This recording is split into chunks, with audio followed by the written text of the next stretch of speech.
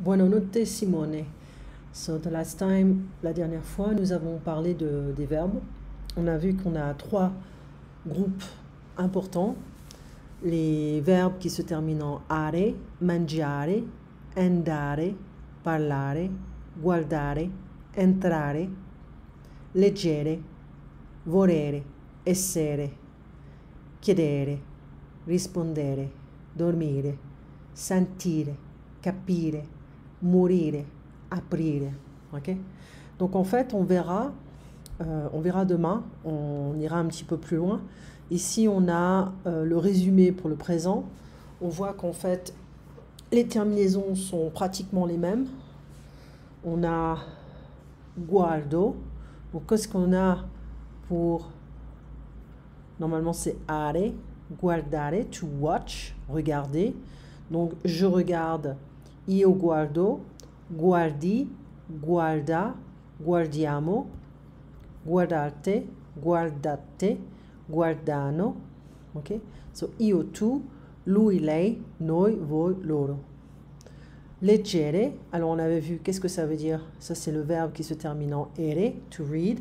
Donc je lis, lire. Ok?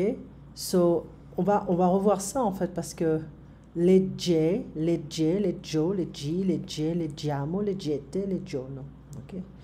Ensuite, parce qu'on a 2G, on aura une autre prononciation. Dormire, donc ça c'est facile, c'est très proche du français. Dormo, dormi, dorme, dormiamo, dormite, dormono.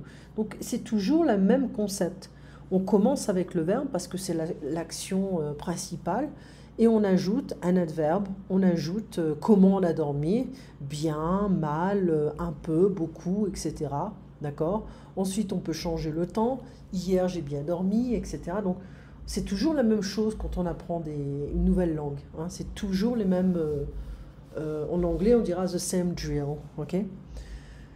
Alors, je pense que c'est le seul. Où est-ce que j'en étais? Oui, on verra que avoir, être et avoir, hein, ce sont des verbes irréguliers. Donc, hein, on le verra ça.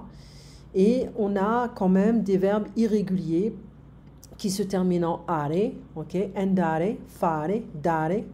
On voit que on a un peu les mêmes terminaisons, mais la racine est différente. Ok.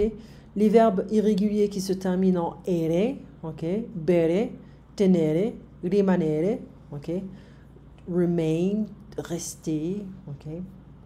Et les verbes irréguliers en ire, donc finire, ok, on verra exit.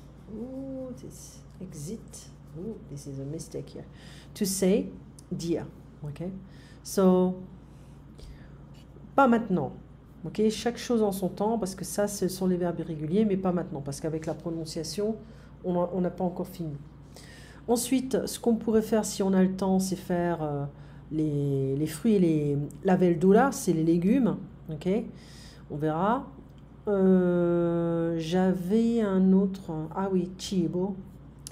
Donc, on avait vu ça, la forchetta, il coltello. On verra qu'en fait, on avait fait jusque-là, je crois.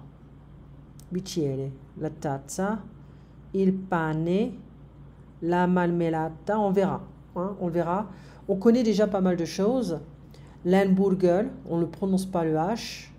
Formaggio, tonno, prosciutto, pancetta, pesce. Okay. Donc on peut comprendre. C'est le problème, c'est que si les personnes parlent très vite, on peut un petit peu perdre sa confiance. Okay. Donc voilà ce que je te propose. Ensuite, maintenant, on va faire routledge. Ce qu'on avait fait, c'est qu'on avait fait pas mal d'exercices, pas mal de pages. Je crois que c'était les pages 20, 21, 22, quelque chose comme ça.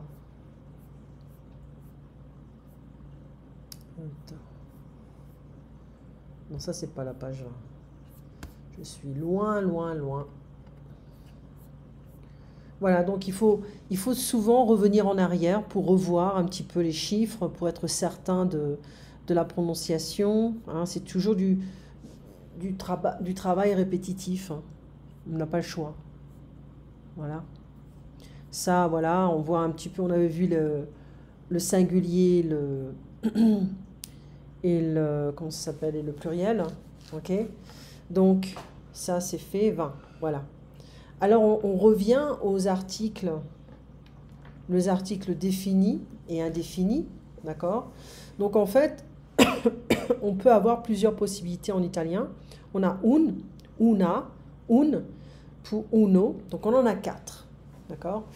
Un avec un accent pour les voyelles. Uno, una. Ok, on sait que uno, eh ben, ça sera masculin. Una, c'est féminin. D'accord. Mais on a aussi un avec, une apostrophe pour les noms féminins qui commencent par une voyelle. Okay. Les noms masculins qui commencent avec une voyelle, on aura logiquement un. D'accord. Et voilà. Alors, qu'est-ce qu'ils nous disent ici? Donc, ça dépend du nom. Voilà. Qui est masculin, féminin, singulier, pluriel. Ok. Et donc, en fait, le pattern, c'est pas vraiment le pattern en français, mais ce qui revient souvent, ce sont les mots qui se terminent en O, sont généralement masculins. Ok. O, O, O. Et les mots qui se terminent en A sont généralement féminins, d'accord? Mais pas toujours. On a vu que les mots en E peuvent être masculins, féminins. Alors, les mots masculins ont un article indéfini comme un ou alors uno. Et donc uno avec des noms qui se terminent, qui commencent par GN, PN, PS et S, plus une consonne. X, Z et une demi-voyelle Y. Pas toujours facile. Okay. Ensuite, les mots féminins qui commencent, qui utilisent una, un avec un apostrophe, on l'a vu parce que ça commence par des voyelles. Okay.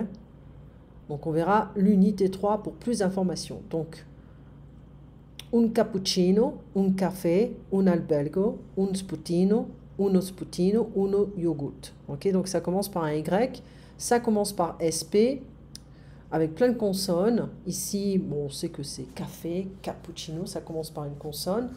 Una birra, una brioche, una aranciata, ok. So, un automobile, una spremunta.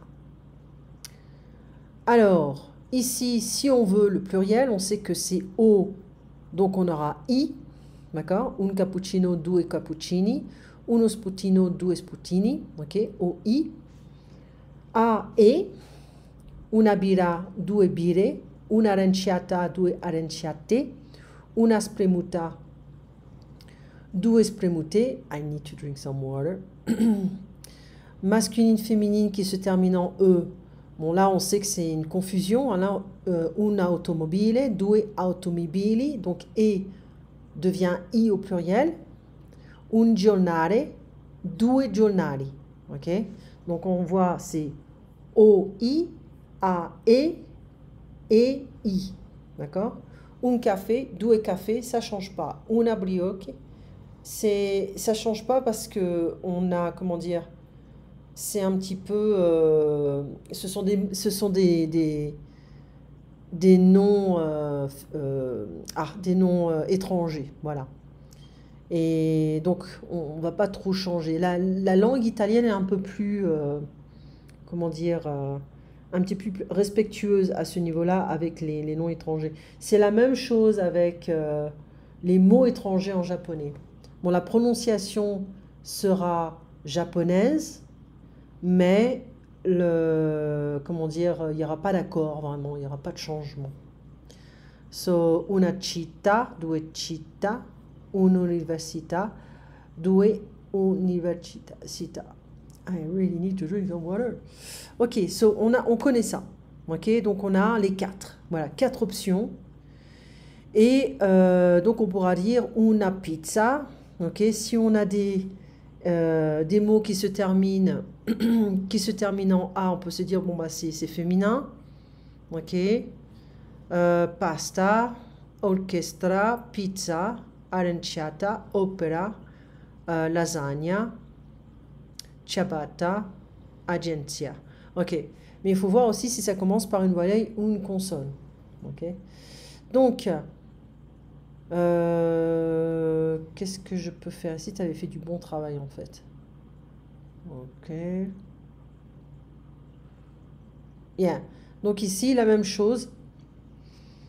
Le masculin, enfin le singulier et le pluriel. Ok, donc O, I. Celui-là ne change pas. A, E. Hein, on le voit ici. Hein. A, E. E devient I. D'accord? Mais on a des changements. On n'aura pas de changement sur des noms étrangers. Ok? T, par exemple. Ok, so O, I. A, E.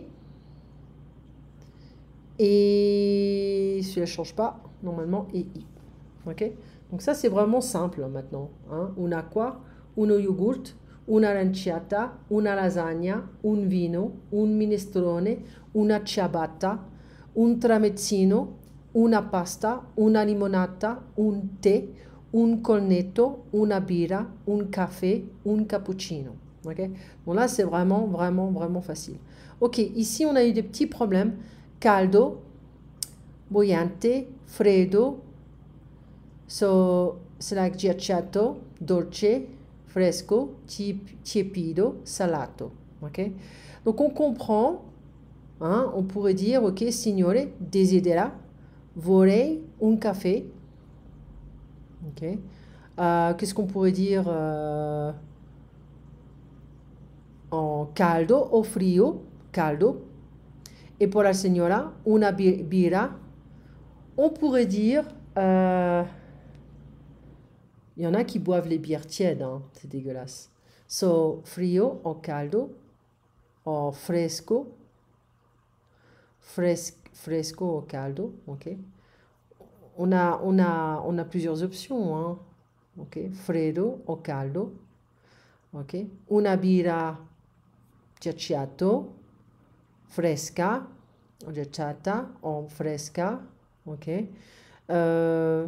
Per lei vorrei un tramezzino caldo, subito, desidera un cornetto dolce. Bon, on ne le précise pas, on va pas le dire, un cornetto c'est bon. Si on veut vraiment tiède, bon, on le demande, mais c'est assez rare. Et un acqua minerale, il n'y a pas de dire là, et un acqua minerale.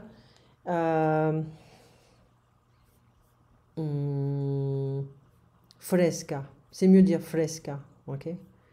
Et fresca as well ici, hein?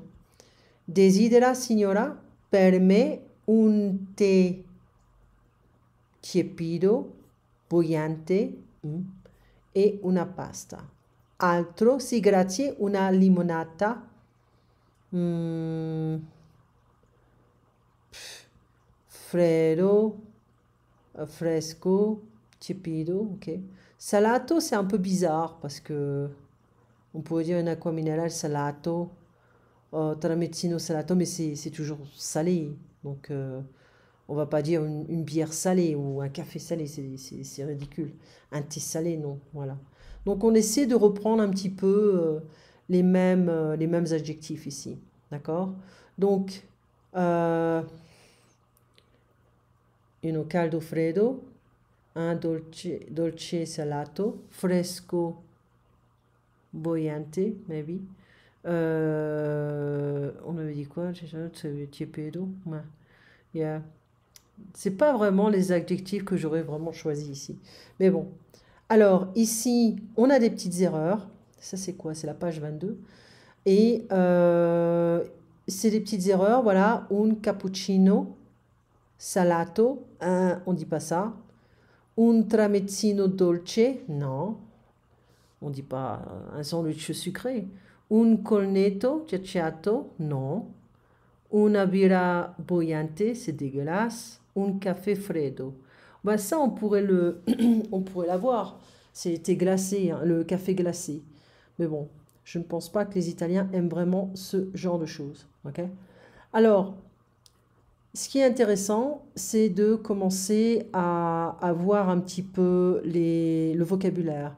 Acqua minerale, ok, mineral water, ok, et on verra que les différentes particularités. Pasta, tu verras que les Italiens, ils ont des noms particuliers pour toutes les pâtes, mais vraiment pour toutes, hein. Et les pâtes ne sont pas utilisées, n'importe quelles pâtes sont utilisées pour...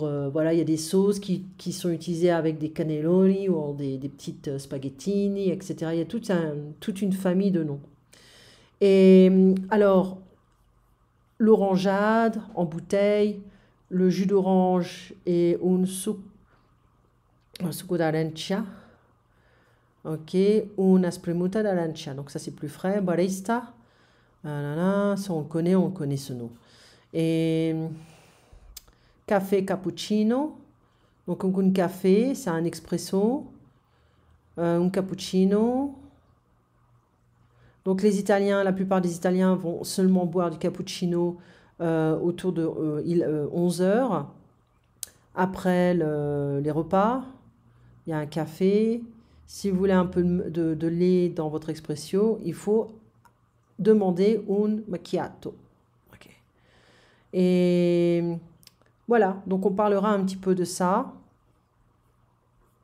Voilà, on n'en est qu'à la première unité, hein. Alors, de quoi on peut parler en unité 2? Amici et famiglia. Ok? Famiglia. Attention à ce GL, hein, c'est pas toujours un L.